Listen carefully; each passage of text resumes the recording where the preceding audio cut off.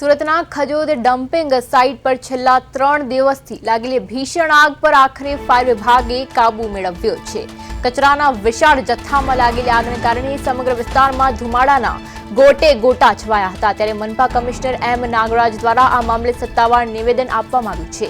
Khajod site પર પ્રતિદિન 25 થી 30 ટન કચરાનો નિકાલ કરવામાં આવે છે। મનપા કમિશનરના જણાવ્યા મુજબ ઓર્ગેનિક વેસ્ટમાં પેદા થતા મિથેન ગેસ અને કાળઝાળ ગરમીના કારણે આ આગ ફાટી નીકળી હતી। ફાયર વિભાગના સતત 3 દિવસના પરિશ્રમ બાદ આગ પર કાબુ મેળવાયો છે અને હાલ કુલિંગની કામગીરી ચાલી રહી છે।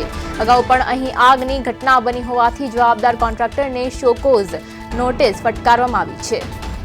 જીસીપીબીના અધિકારીઓના માર્ગદર્શન હેઠળ આગામી સમયમાં આવી ઘટનાઓ ન બને તે માટે કચરાના વ્યવસ્થાપનમાં મોટા ફેરફારો કરવામાં આવશે।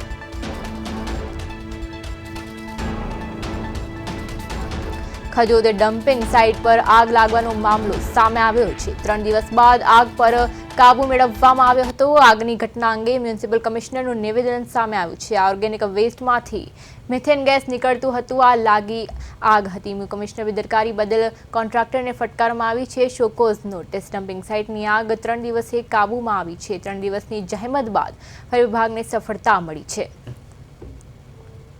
ની અંદર સુરત મહાનગરપાલિકાના અલગ અલગ ઘરોથી અને ઇન્ડસ્ટ્રીયલમાંથી ઉત્પાદન થતા જે કચરો અલગ અલગ કરવામાં ના આવે અને મિક્સડ વેસ્ટ જ્યારે ઉત્પાદન થાય છે એને ડમ્પિંગ સાઇટ ઉપર રાખવામાં આવે છે અને એ ડમ્પિંગ સાઇટના જે જૂના વર્ષોના કચરા છે એને પ્રોસેસિંગ કરવા માટે એજન્સીને જે કામ આપવામાં આવેલું હતું એની અંદર દર દિવસે 25 થી 30 ટન સુધીનું એ લોકો પુનઃ એને બાયો માઇનિંગ કરીને અલગ અલગ છૂટું પાડીને એનાથી પ્રોસેસિંગ કરવાનું કામગીરી છે।